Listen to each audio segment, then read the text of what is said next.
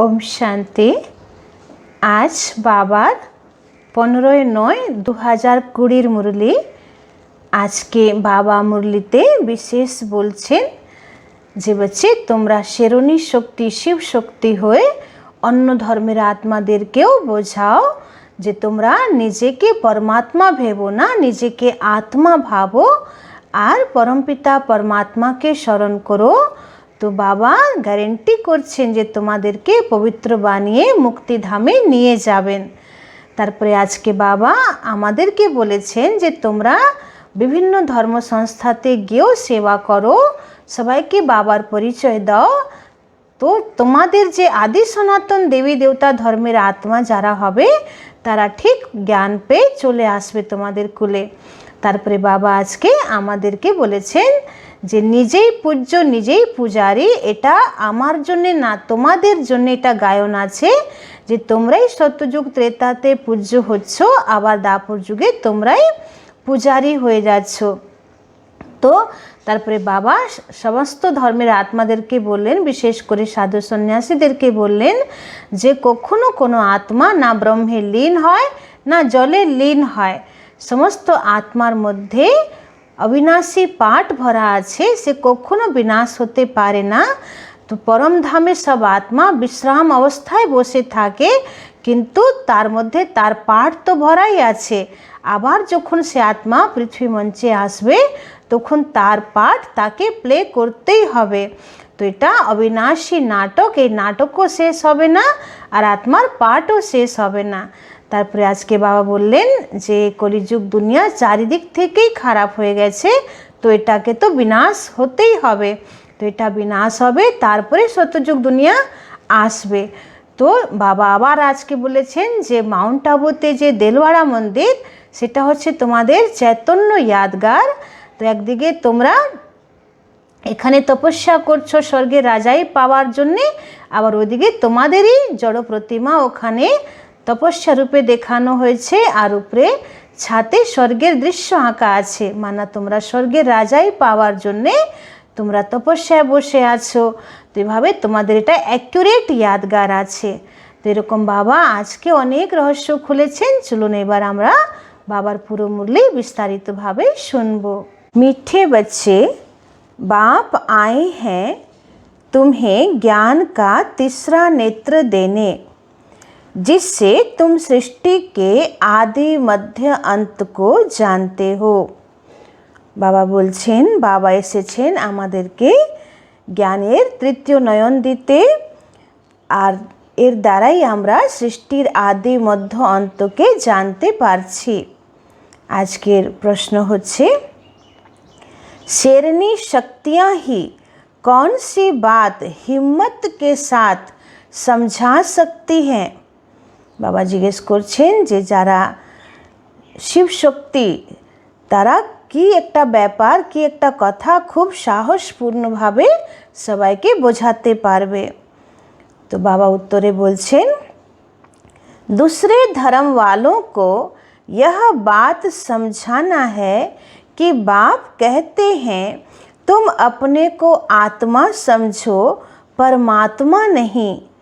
आत्मा समझकर बाप को याद करो तो विकर्म विनाश होंगे और तुम मुक्ति धाम में चले जाएंगे। बाबा বলছেন যে অন্য ধর্মের লোকদেরকে তোমরা গিয়ে বোঝাও যে তোমরা নিজেকে আত্মা ভাবো, পরমাত্মা নয়। আর যখন নিজেকে আত্মা ভেবে বাবাকে স্মরণ করবে তবেই তোমাদের বিকর্ম বিনাশ হবে আর তোমরা মুক্তিধামে চলে যাবে। परमात्मा समझने से तुम्हारे विकर्म विनाश नहीं हो सकते।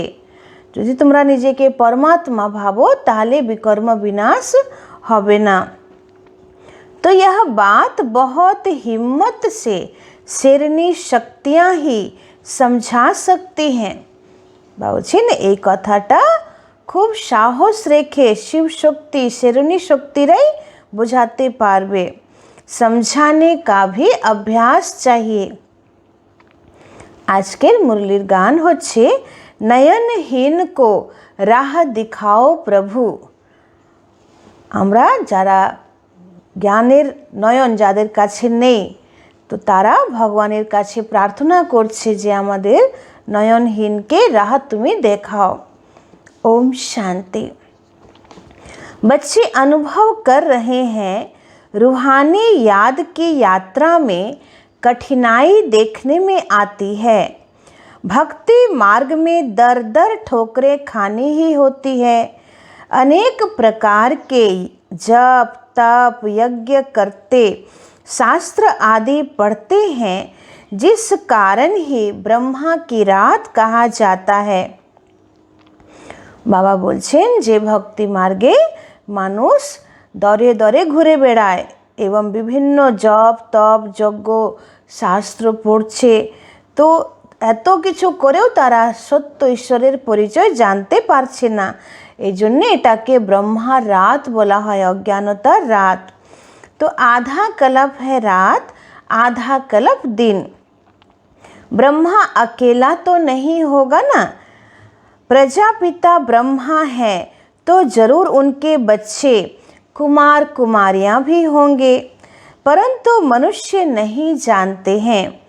बाबा बोलছেন যে ব্রহ্মা একা তো সৃষ্টিতে কিছু করবে না, তো ব্রহ্মা যদি আছে তো তার সন্তান ব্রহ্মা কুমার কুমারীরাও থাকবে। तो बाप ही बच्चों को ज्ञान का तीसरा नेत्र देते हैं, जिससे तुमको सृष्टि के आदि मध्य अंत का ज्ञान मिला हुआ है। तुम कल्प पहले भी ब्राह्मण थे और देवता बने थे, जो बने थे वही फिर बनेंगे। বলছেন যারা কল্প পূর্বে ব্রাহ্মণ ছিল আবার তারাই দেবতা হয়েছিল, আবার তারাই এখন ব্রাহ্মণ পরিবারে আসবে। आदि सनातन देवी देवता धर्म के तुम हो, तुम ही पूज्य और पुजारी बनते हो। अंग्रेजी में पूज्य को वर्शिप वर्दी कहते हैं और पुजारी को वर्शिपर कहते हैं। तो भारत ही आधा कल्प पुजारी बनता है। आत्मा मानती है कि हम पूज्य थे, फिर हम ही पुजारी बने हैं। বাবা বলছেন যখন তোমরা আদি সনাতন দেবী দেবতা ধর্মে ছিলে তখন তোমরা নিজেই পূজ্য ছিলে, তারপরে দাপর যুগের পরে তোমরা পূজারি হয়ে গেলে। তো पूज्य से पुजारी फिर पूज्य बनते हैं, बाप तो पूज्य पुजारी नहीं बनते। শব্দ আছে না, নিজেই পূজ্য নিজেই পূজারি, তো এটা ভগবানের জন্যে না, পরমাত্মার জন্যে না, এটা দেবী দেবতাদের জন্যে আছে যে আমরাই সত্যযুগ ত্রেতা যুগে পূজ্য ছিলাম, আবার আমরাই দাপর যুগে বিকারে আসার কারণে পূজারি হয়ে গেলাম। तुम कहेंगे हम पूज्य पावन सो देवी देवता थे, फिर 84 जन्मों के बाद कंप्लीट पतित पुजारी बन जाते हैं। अभी भारतवासी जो आदि सनातन देवी देवता धर्म वाले थे, उन्हों को अपने धर्म का कुछ भी पता नहीं है। বাবার আশ্চর্য লাগছে কি যারা আদি সনাতন দেবী দেবতা ধর্মের আত্মা তারাই তো ভুলে গেছে যে আমরা কে ছিলাম। तुम्हारी इन बातों को सब धर्म वाले नहीं समझेंगे, जो इस धर्म के कहाँ कन्वर्ट हो गए होंगे वही आएंगे। বাবা বলছেন যে তোমাদের দেবী দেবতা ধর্মের আত্মা যদি অন্য ধর্মে কনভার্ট হয়ে গেছে তাহলে তারা বাবার একটু জ্ঞান শুনলেই তারা এই ধর্মে আবার চলে আসবে। तो ऐसे कन्वर्ट तो बहुत हो गए हैं। बाप कहते हैं जो शिव और देवताओं के पुजारी हैं उनको सहज है, अन्य धर्म वाले माथा खपाएंगे, जो कन्वर्ट होगा उनको टच होगा। বলছে বিভিন্ন ধর্মের যে আত্মা আছে, যারা আমাদের আদি সনাতন দেবী দেবতা ধর্মের আত্মা নেই, তো তাদেরকে যখন তুমি এই বাবার জ্ঞান শোনাবে তো সব পুরো জ্ঞানটা মানতে চাইবে না। তখনই বুঝে নিতে হবে যে তারা আমাদের কুলের নয়, কিন্তু যারা আমাদের কুলের হবে তাদেরকে জ্ঞান খুব ভালো লাগবে আর তারা আসবে और आकर समझने की कोशिश करेंगे, नहीं तो मानेंगे नहीं। आर्य समाजियों में से भी बहुत आए हुए हैं। বলছেন আর্য সমাজ যেটা আছে একটা সংস্থা, সেখানে আমাদের দেবী देवता धर्मेर आत्मा चले গেছিল, তারা আসছে আবার। सिख लोग भी आए हुए हैं। आदि सनातन देवी देवता धर्म जो कन्वर्ट हो गए हैं उनको अपने धर्म में जरूर आना पड़ेगा। বলছেন যারা শিখ ধর্মেও চলে গেছে তারাও জ্ঞান শুনে চলে আসবে। झाड़ में भी अलग अलग सेक्शन है ना, और फिर आएंगे भी नंबरवार। বাবা বলছেন কি যারা পরমধাম থেকে এখন নতুন নতুন যে আত্মারা আসছে বা নতুন নতুন কোনো গুরু গোসাই আসছে, ধর্মপুরুষ আসছেন, তো যেহেতু তারা প্রথম জন্ম নিচ্ছেন এই পৃথিবীতে এখন, তো তাদের মধ্যে পবিত্রতার শক্তি আছে। আর এই জন্যে তারা এখানে যেই আসছে, তো পবিত্রতার শক্তি থাকার জন্যে তাদের প্রভাব খুব ছড়িয়ে যাচ্ছে। তার মানে এটা না যে তারা সত্যযুগের আত্মা। বাবা বলছেন যে কল্পবৃক্ষের তারা এখন কলিযুগের শেষে লাস্টের তারা শাখা প্রশাখা লাস্টে বেরোচ্ছে, তো একটু পবিত্রতার শক্তির কারণে তাদের প্রভাবটা দেখা যাচ্ছে, কিন্তু তারা কল্পবৃক্ষের মূল শিকড়ে নয়, তারা एकदम प्रथमे सत्ययुगे आसेनी। तो हम एक बाप के बच्चे, सब आत्माएं भाई भाई हैं, फिर भाई बहन बनते हैं। বলছেন এক পিতার সন্তান আমরা সবাই ভাই ভাই, কিন্তু যখন সঙ্গম যুগে ব্রহ্মার সন্তান হচ্ছি তখন ভাই বোন হচ্ছি। अब जैसे कि नई सृष्टि की स्थापना हो रही है, तो पहले पहले हैं ब्राह्मण। नई सृष्टि की स्थापना में प्रजापिता ब्रह्मा तो जरूर चाहिए, ब्रह्मा द्वारा ब्राह्मण होंगे। इनको रुद्र ज्ञान यज्ञ भी कहा जाता है, इसमें ब्राह्मण जरूर चाहिए। बाबा बोलছেন ব্রাহ্মণ ছাড়া যজ্ঞ হবে না। তো বাবা এখন ব্রহ্মা বাবা দ্বারা ব্রাহ্মণ রচনা করেছেন, এই ব্রাহ্মণরাই বাবার এই রুদ্র জ্ঞান যজ্ঞকে সামলাচ্ছে। तो प्रजापिता ब्रह्मा की औलाद जरूर चाहिए, वह है ग्रेट ग्रेट ग्रैंड फादर। ब्राह्मण है पहले नंबर में छोटी वाले। आदम बीबी एडम ईव को मानते भी है ना। इस समय तुम पुजारी से पूज्य बन रहे हो। बाबा बोलছেন যে বিভিন্ন ধর্মের মধ্যেও তারা আদি পুরুষ বা আদি দেবীকে সবাই মানে। তো যেমন কোরআনে আছে যে সৃষ্টির প্রথমে আদম ছিল এবং বিবি ছিল, আর বাইবেলেও লেখা আছে যে খ্রিস্টের 3000 বছর আগে অ্যাডাম আর ইভ ছিলেন। তো আদি দেব ব্রহ্মাকে আর আদি দেবী সরস্বতীকে তারা অ্যাডাম ইভ বা আদম বিবি রূপে বলেছেন। तो इस समय तुम पुजारी से पूज्य बन रहे हो। तुम्हारा सबसे अच्छा यादगार मंदिर दिलवाड़ा मंदिर है। नीचे तपस्या में बैठे हैं, ऊपर में राजाई, और यहाँ तुम चैतन्य में बैठे हो। বাবা বলছেন মাউন্ট আবুতে দেলওয়াড়া মন্দির আছে, যেটা সম্পূর্ণ তোমাদের यादगार। সেখানে দেখানো হয়েছে যে নিচে সবাই যোগী তপস্বীরা তপস্যা করছে, আর ছাতের উপরে স্বর্গের নকশা করা আছে, অর্থাৎ তপস্যা দ্বারাই আমরা রাজাই প্রাপ্ত করব। তো সেই यादगार তোমাদের আছে, আর এখন তোমরা চৈতন্যে নিজেরা পুরুষার্থ করছো। फिर यह मंदिर खलास हो जाएंगे, फिर भक्ति मार्ग में बनेंगे। বলছে আবার এই মন্দিরগুলো শেষ হয়ে যাবে, আবার भक्ति मार्गे तैरी হবে। तुम जानते हो अभी हम राजयोग सीख रहे हैं, फिर नई दुनिया में जाएंगे। वह जड़ मंदिर तुम चैतन्य में बैठे हो। मुख्य मंदिर यह ठीक बना हुआ है, स्वर्ग को नहीं तो कहाँ दिखाएं, इसलिए छत में स्वर्ग को दिखाया है। बाबा बोलছেন যে তপস্যা দ্বারা স্বর্গ প্রাপ্তি হয়। তো স্বর্গ মানে উপরে কোনো স্বর্গ নেই, এই ভারতবর্ষই আমাদের সত্যযুগ হবে, কিন্তু দেলওয়াড়া মন্দিরে ছাতের উপরে নকশা দেখানো হয়েছে স্বর্গের। तो इस पर बहुत अच्छा समझा सकते हो। बोलो भारत ही स्वर्ग था, फिर अब भारत नर्क है।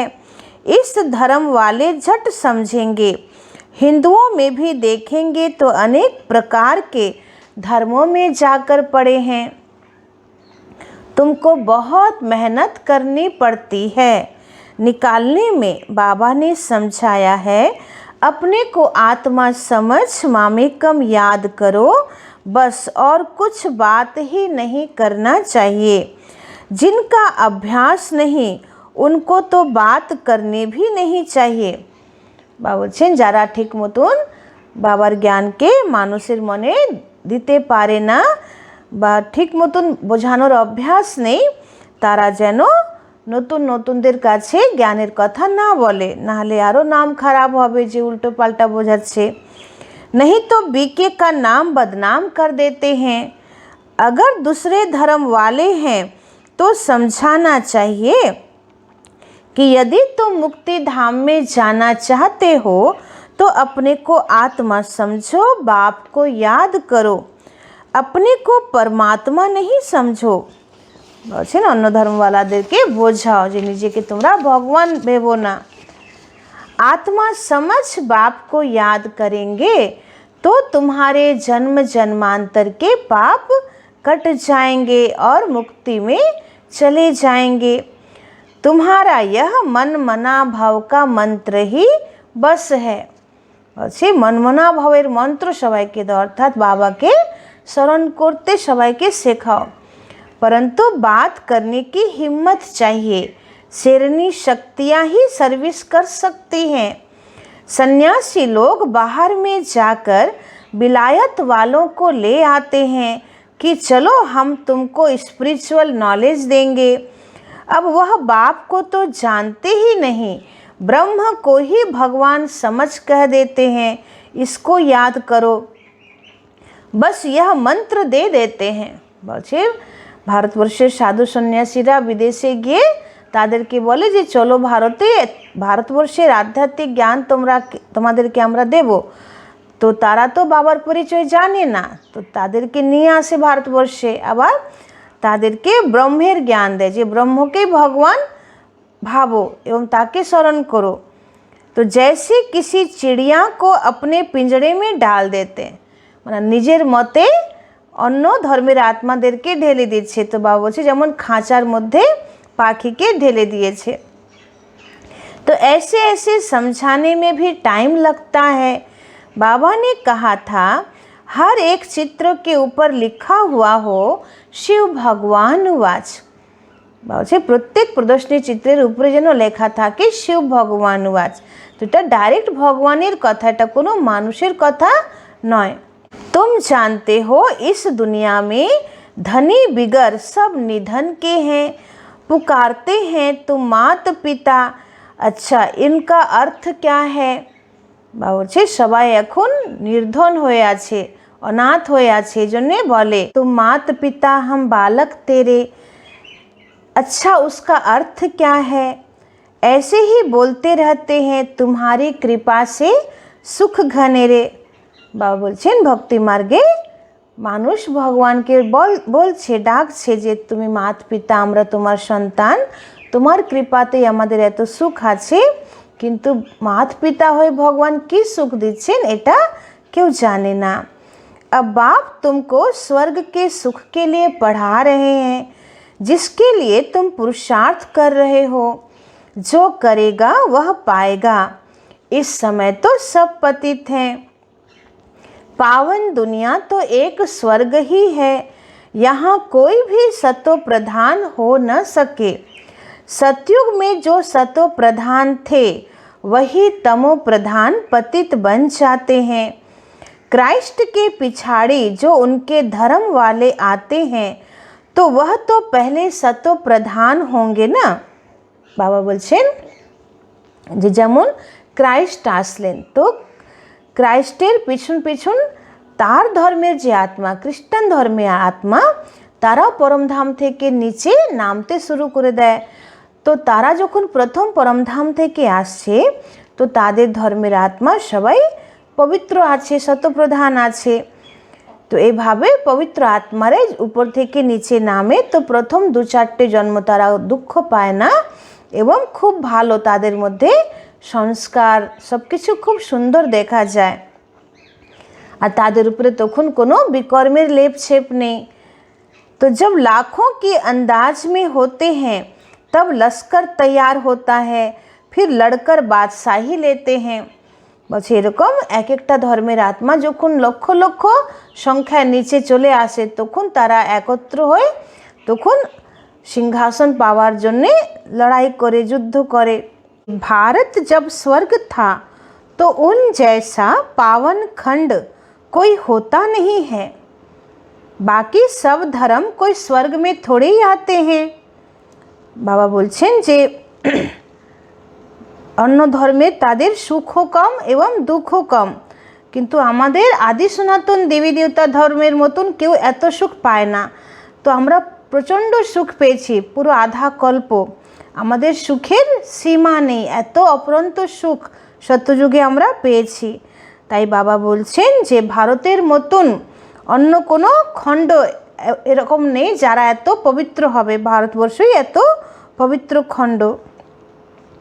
तो जब बाप आते हैं तब ही ईश्वरीय राज्य स्थापन होता है, वहाँ लड़ाई आदि की बात नहीं।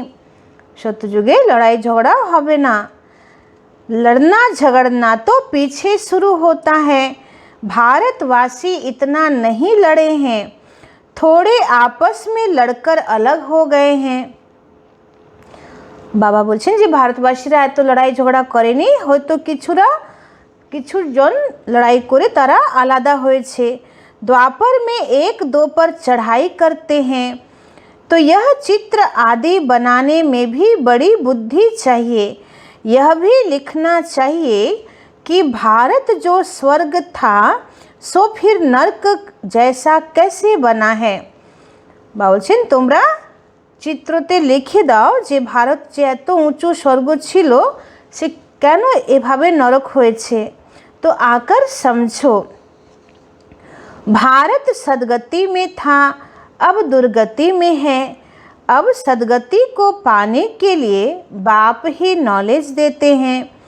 मनुष्यों में यह रूहानी नॉलेज होती नहीं, यह होती ही है परम पिता परमात्मा में। तो बाप यह नॉलेज देते हैं आत्माओं को, बाकी तो सब मनुष्यों को ही देते हैं। बाबा बोलছেন আমি তোমাদের আত্মাকে জ্ঞান দিচ্ছি, কিন্তু অন্য মানুষ তো মানুষকে দেখে জ্ঞান দিচ্ছে, আমি তোমাদের শরীরকে দেখছি না, তোমাদের আত্মাকে জ্ঞাन দিচ্ছি। शास्त्र भी मनुष्यों ने लिखे हैं, मनुष्यों ने पढ़े हैं। यहाँ तो तुम्हें रूहानी बाप पढ़ाते हैं और रूह पढ़ती है। पढ़ने वाली तो आत्मा है ना, वह लिखने और पढ़ने वाले मनुष्य ही हैं। परमात्मा को तो शास्त्र आदि पढ़ने की दरकार नहीं है। बाबा बोलছেন যে আমি শাস্ত্র পড়িও না বা শাস্ত্র পড়ে যে তোমাদেরকে জ্ঞান দেব আমার দরকার নেই। কেন? আমি তো জ্ঞানের সাগর, আমি তো এই কল্পবৃক্ষের বীজ রূপ। তো কল্পবৃক্ষের আদি মধ্য অন্তের পুরো জ্ঞান তো বীজের মধ্যে এমনি ভরা আছে। তো বাবাকে জ্ঞান দেওয়ার জন্য কোথাও থেকে জ্ঞান অর্জন করতে হয় না। আর বাবা বলছেন যত বেদ শাস্ত্র লেখা আছে এটা কোনো ভগবান দ্বারা লেখা নয়, এটা মানুষরাই নিজেরা অনুভব অনুসারে লিখেছে, আবার মানুষই পড়ছে।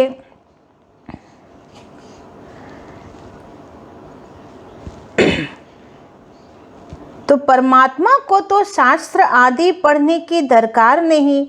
बाप कहते हैं इन शास्त्रों आदि से किसी की भी सदगति हो नहीं सकती। बाबा एकदम डायरेक्ट এটা বলে দিচ্ছেন যে বেদ শাস্ত্র পড়ে কারো सदगति होते पारे ना, मुझे ही आकर सबको वापस ले जाना है। अभी तो दुनिया में करोड़ों मनुष्य हैं। सतयुग में जब इन लक्ष्मी नारायण का राज्य था तो वहाँ 9 लाख होते हैं। बाबा বলছেন এখন এই পৃথিবীতে কোটি কোটি মানুষ, আর যখন লক্ষ্মী নারায়ণের রাজ্য থাকবে তখন মাত্র 9 লক্ষ থেকে স্টার্ট হবে। तो बहुत छोटा झाड़ है, फिर विचार करो इतनी सब आत्माएं कहाँ गईं? ब्रह्म में व पानी में तो नहीं लीन हो गई? বলছে তাহলে সবাইকে জিজ্ঞেস করো যে সত্যযুগে তো মাত্র 9 লক্ষ আত্মা থেকে স্টার্ট হবে বা সত্যযুগ শেষ পর্যন্ত 2 কোটি, আর এখন তো সহস্র কোটি আত্মা, তাহলে এতগুলো আত্মা গেল কোথায়? তো বাবা বলছেন যে ওদেরকে প্রশ্ন করো যে ব্রহ্মে লীন হলো না জলে লীন হলো? वह सब मुक्ति धाम में रहती हैं, हर एक आत्मा अविनाशी है। বা বলছেন সব আত্মা পরম ধামে বিশ্রাম অবস্থায় থাকে এবং আত্মা তো শাশ্বত অবিনাশী আত্মা। আত্মা অন্য কোনো তত্ত্বের মধ্যে গিয়ে বিলীন হতে পারে না, নিজের অস্তিত্ব তার শেষ হতে পারে না। तो उसमें अविनाशी पाठ भरा हुआ है जो कभी मिट नहीं सकता। বাবা বলছেন যে প্রত্যেক আত্মার মধ্যে তার নিজস্ব পাঠ ভরা আছে, নিজস্ব তার ভূমিকা ভরা আছে, যেটা কখনো ডিলিট হয় না। যেরকম প্রত্যেক বীজের মধ্যে তার নিজের গুণ, সত্তা, ধর্ম, ক্যারেক্টার ভরা থাকে, আর সেই বীজ যখন মাটিতে লাগানো হয় তখন সে বীজ অটোমেটিক গাছে পরিণত হয়, তারপরে সেরকমই ফল ফুল দেয়। তো সেরকম বাবা বলছে প্রত্যেক আত্মারূপী বীজের মধ্যে তার পাঠ ভরা আছে, অবিনাশী পাঠ ভরা আছে, যেটা কখনো ডিলিট হয় না। तो उनमें अविनाशी पाठ नोंधा हुआ है जो कभी मिट नहीं सकता। आत्मा विनाश हो न सके, आत्मा तो बिंदी है, बाकी निर्वाण आदि में कोई भी जाता नहीं, सबको पाठ बजाना ही है। जब सब आत्माएं आ जाती हैं तब मैं आकर सबको ले जाता हूँ। आज के बाबा খুবই সুন্দর রহস্য বলছেন পুরো ড্রামার, যে যখন পরমধাম খালি হয়ে যায় আর সমস্ত আত্মা পরমধাম থেকে সৃষ্টি মঞ্চের নিচে নেমে আসে, তখন আমি আবার সব আত্মাদেরকে ফিরিয়ে নিয়ে যাচ্ছি পরমধামে। तब मैं आकर सबको ले जाता हूँ, पिछाड़ी में है ही बाप का पाठ। এই জন্যে বাবা বলছেন যে আমি সবার শেষে আসি, কলিযুগে সবার শেষে যখন সমস্ত ধর্মপিতারা নিচে নেমে গেছেন, সমস্ত মহান পুরুষরা চলে এসেছেন, সমস্ত ছোট ছোট মঠ মন্দিরের যারা স্থাপক তারাও নিচে এসে গেছেন, এইবার পরমধাম পুরো যখন ফাঁকা হয়ে যায় তখন বাবা আসেন। तो पिछाड़ी में है ही बाप का पाठ, नई दुनिया की स्थापना, फिर पुरानी दुनिया का विनाश, यह भी ड्रामा में नूंद है। বলছেন যেহেতু এটা কলিযুগ, পুরো একটা কালচক্র শেষ হচ্ছে, নতুন কালচক্র আরম্ভ হবে, আর কলিযুগে এত অধর্ম ছড়িয়ে গেছে, এত পাপ, এত অনাচার, তো এর বিনাশ হবেই, তারপরে সত্যযুগ আসবে। तो यह भी ड्रामा में नूंद है। तुम आर्य समाजियों के झुंड को समझाएंगे तो उसमें जो कोई इस देवता धर्म का होगा उनको टच होगा।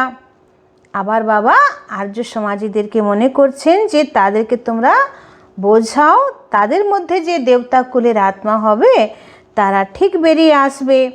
बरोबर यह बात तो ठीक है, परमात्मा सर्वव्यापी कैसे हो सकता है? भगवान तो बाप है, उनसे वर्षा मिलता है।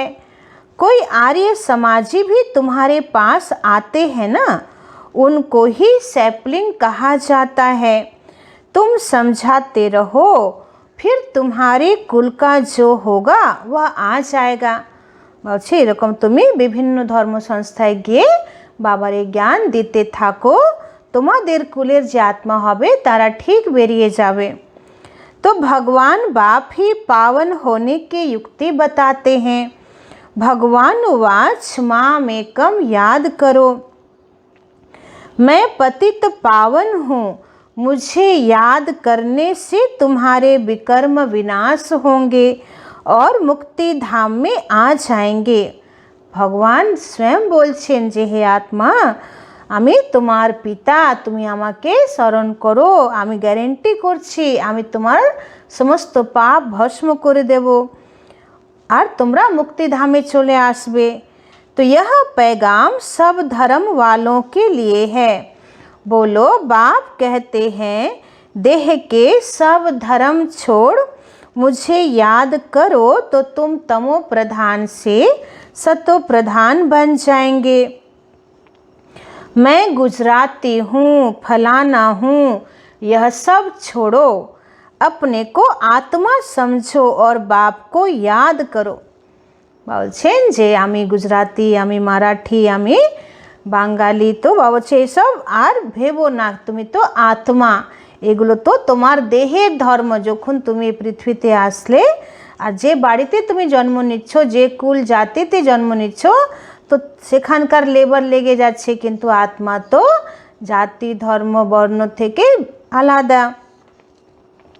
तो अपने को आत्मा समझो और बाप को याद करो, यह है योग अग्नि, संभाल कर कदम उठाना है, सब नहीं समझेंगे। বলছে খুব ভেবে শুনে সবাইকে জ্ঞান দিতে হবে। তুমি যে জ্ঞান দিচ্ছ আর সবাই যে মেনে নেবে এটা হয় না। तो बाप कहते हैं पतित पावन मैं ही हूँ, तुम सब हो पतित, निर्वाण धाम में भी पावन होने बिगर आ न सके। रचना के आदि मध्य अंत को भी समझना है, पूरा समझने से ही ऊंच पद पाएंगे। थोड़ी भक्ति की होगी तो ज्ञान भी थोड़ा समझेंगे। বলছেন ভক্তি যদি অল্প করে থাকে তাহলে জ্ঞানটাও অল্প বুঝবে। बहुत भक्ति की होगी तो बहुत ज्ञान उठाएंगे, আর যদি খুব ভক্তি করেছে দাপর যুগ থেকে তো জ্ঞানও বেশি উঠাবে। तो बाप जो समझाते हैं उसको धारण करना है, वानप्रस्थियों के लिए तो और ही सहज है।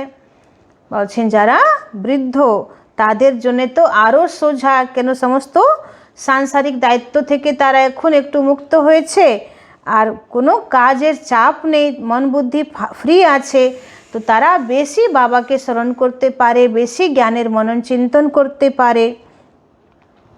गृहस्थ व्यवहार से किनारा कर लेते हैं, वानप्रस्थ अवस्था 60 वर्ष के बाद होती है, गुरु भी तब करते हैं, आजकल तो छोटेपन में ही गुरु करा देते हैं, नहीं तो पहले बाप, फिर टीचर, फिर 60 वर्ष के बाद गुरु किया जाता है।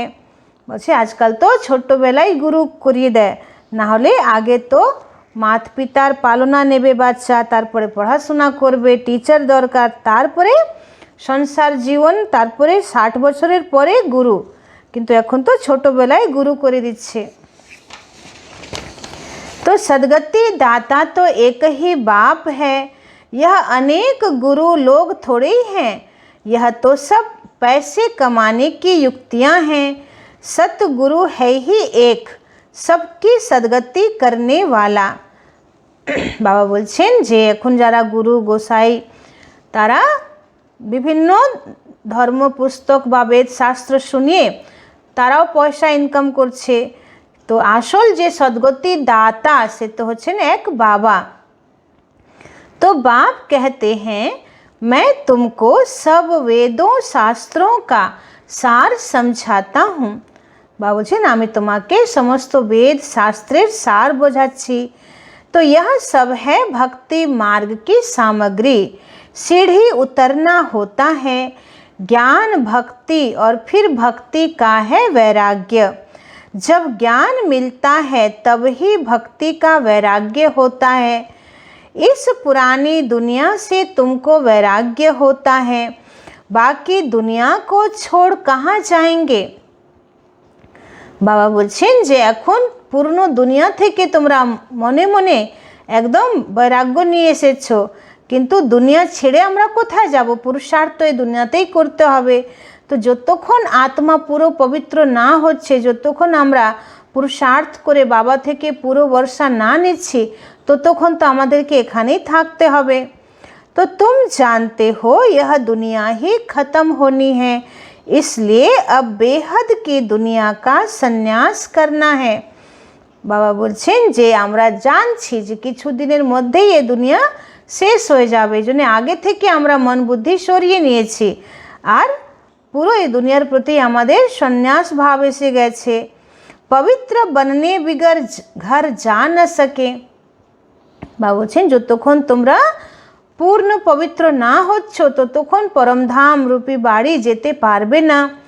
पवित्र बनने के लिए याद की यात्रा चाहिए। भारत में रक्त की नदियाँ होने के बाद फिर दूध की नदियाँ बहेंगी।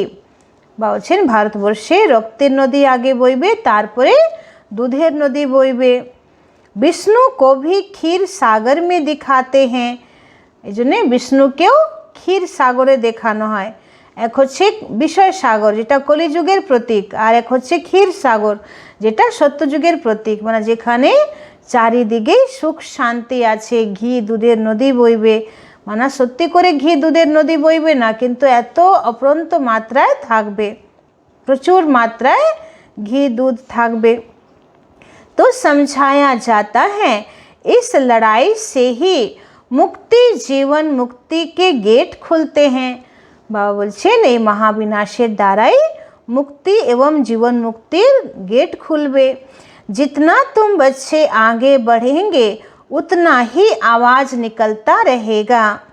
এবার ধীরে ধীরে তোমাদের সেবা পুরুষার্থের ফলস্বরূপ ত্যাগ তপস্যা ফলস্বরূপ তোমাদের नाम एबार चारिदिके छड़ाबे। अब लड़ाई लगी की लगी, एक चिंगारी से देखो आगे क्या हुआ था। बोलছেন देखो हिरोशिमा बा नागासाकीते কিভাবে একটা বম ফেললেই কিভাবে ধ্বংস হয়েছিল এই দুটো শহর, তো এর থেকেও এখন শক্তিশালী বম তৈরি হয়েছে, তো কি হবে। समझते हैं कि लड़ेंगे जरूर, लड़ाई चलती ही रहती है, एक दो के मददगार बनते रहते हैं। तुमको भी नई दुनिया चाहिए तो पुरानी दुनिया जरूर ख़त्म होनी चाहिए। बाबा বলছেন এই দুনিয়া সব দিক থেকেই ড্যামেজ হয়ে গেছে, তো এটাকে পুরো বিনাশ না করে সত্যযুগ আসবে না, এই জন্য এটা বিনাশ দরকার আছে। अच्छा मीठे मीठे शिखिला दे बच्चों प्रति माता पिता बाप दादा का याद प्यार और गुड मॉर्निंग। रूहानी बाप के रूहानी बच्चों को नमस्ते। हम रूहानी बच्चों के रूहानी बाप दादा को पदम गुना नमस्ते नमस्ते नमस्ते। सदा रहेंगे हंसते, बनेंगे फरिश्ते और चलेंगे परम धाम के सीधे रास्ते। ओम शांति। এবার ধারণার মুখ্য সার। एक नंबर पॉइंट, यह पुरानी दुनिया अब ख़त्म होनी है, इसलिए इस दुनिया का संन्यास करना है। বলছেন এই পুরনো দুনিয়া এবার শেষ হবে, তাই এই দুনিয়ার বুদ্ধি থেকে সন্ন্যাস করতে হবে। দুনিয়া को छोड़कर कहाँ जाना नहीं है। বলছে সন্ন্যাস মানে এটা না যে দুনিয়াকে বা সংসারকে ছেড়ে তুমি কোথাও অন্য জায়গায় চলে যাবে, পাহাড় পর্বত জঙ্গলে গুহায়। लेकिन इसे बुद्धि से भूलना है, बुद्धि द्वारा ये दुनियार प्रति আর আমাদের কোনো पीड़ित नहीं। 2 नंबर पॉइंट, निर्वाण धाम में जाने के लिए पूरा पावन बनना है। निर्वाण धामे যাওয়ার জন্য পুরো পবিত্র হতে হবে। रचना के आदि मध्य अंत को पूरा समझकर नई दुनिया में ऊंच पद पाना है। বলছেন সৃষ্টির আদি মধ্য অন্ত পুরো ভালো করে জেনে নতুন দুনিয়ার জন্য উচ্চ পদ পাওয়ার জন্য পুরুষার্থ করতে হবে। আজকের বরদান, अलबेलेपन की नींद को तलाक देने वाले निंद्राजीत चक्रवर्ती भव। বাবা বলছেন যে দু রকম ঘুম হয়, একটা হচ্ছে রাতের ঘুম যেটা আমরা ঘুমাই স্থূল ঘুম যেটা, আরেক হচ্ছে আলবেলাপনের ঘুম।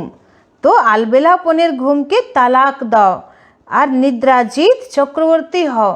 তো আলবেলাপনের ঘুম কি আছে, যে এখন যে বাবা পুরুষার্থ করতে আমাদেরকে বলছে তখন আমরা মনে মনে কি ভাবি, ঠিক আছে আজকে তো খুব কাজের চাপ, কালকে থেকে আমরা পুরুষার্থ খুব ভালো করব। তো এই যে সব সময় আমরা পুরুষার্থকে একটু সরিয়ে দিচ্ছি বা সেকেন্ড ম্যাটার রাখছি, প্রথম কাজকে প্রায়োরিটি দিচ্ছি, তো এটাও একটা আলবেলাপন। মানে যে কোনোভাবে পুরুষার্থকে অজুহাত দেখিয়ে আমরা পুরুষার্থ করি না আর অন্য কাজ করে ফেলি, তো বাবা বলছে এই সমস্ত আলবেলাপনের ঘুম থেকে জাগো। साक्षात्कार मूर्त बन भक्तों को साक्षात्कार कराने के लिए अथवा चक्रवर्ती बनने के लिए निद्राजीत बनो। বলছেন সাক্ষাৎকার মূরত হয়ে ভক্তদেরকে সাক্ষাৎকার করানোর জন্যে এবং চক্রবর্তী হওয়ার জন্যে নিদ্রাজিত হও। जब विनाश काल भूलता है तब अलबेलेपन की नींद आती है। वैसे তোমরা ভুলে যাও না যে সামনে মহাবিনাশ আছে, তো বিনাশ কালকে তোমরা ভুলে যাচ্ছ, এই জন্যে তোমাদের মধ্যে আলবেলাপনের নিদ্রা চলে আসছে। भक्तों की पुकार सुनो, दुखी आत्माओं के दुख की पुकार सुनो। বলছে ভক্তদের পুকার শোনো, দুঃখী আত্মাদের দুঃখের পুকার শোনো। प्यासी आत्माओं के प्रार्थना की आवाज़ सुनो तो कभी भी अलबेलेपन की नींद नहीं आएगी। বলছেন যে দুঃখী অশান্ত আত্মাদের প্রার্থনা শোনো, তাহলে কখনো ঘুম আসবে না, আলবেলাপনের ঘুম আসবে না। तो अब सदा जागती ज्योत बन अलबेलेपन की नींद को तलाक दो और साक्षात्कार मूर्त बनो। বলছে সদা জাগতি জ্যোত হয়ে আলবেলাপনের ঘুমকে তালাক দাও আর সাক্ষাৎকার মূরত হও। আজকের স্লোগান, तन मन धन मन वाणी कर्म किसी भी प्रकार से बाप के कर्तव्य में सहयोगी बनो तो सहज योगी बन जाएंगे। বাবা বলছেন যে তন দাও বা মন দাও বা ধন দাও বা যেভাবে মন বাণী কর্ম দ্বারা যে কোনো প্রকারে বাবার এত বড় মহৎ ঈশ্বরীয় কাজে সহযোগী হও, তবে তুমি সহজ যোগী হয়ে যাবে। তো বাবাকে আমরা কোটি কোটি শুক্রিয়া ধন্যবাদ করব। শুক্রিয়া বাবা, শুক্রিয়া। আর আজকে আমরা সাক্ষাৎকার মূরত তপস্বী রূপ ধারণ করে আমরা সন্ধ্যাবেলা যোগ করব এবং অনুভব করব যে কত ভক্ত আত্মা, দুঃখী আত্মা, অশান্ত আত্মা তারা নিজের ইষ্টদেবকে বিগ্রহকে ডাকছে যে হে আমার ইষ্টদেব, হে আমার ইষ্টদেবী, এবার আমাদের সামনে প্রকট হও আর আমাদের দুঃখ অশান্তিকে দূর করো। তো আমরা সাক্ষাৎকার মূরত হয়ে তাদের মনের এই প্রার্থনাকে আমরা শুনবো এবং তাদেরকে সকাশ দেব। ওম শান্তি।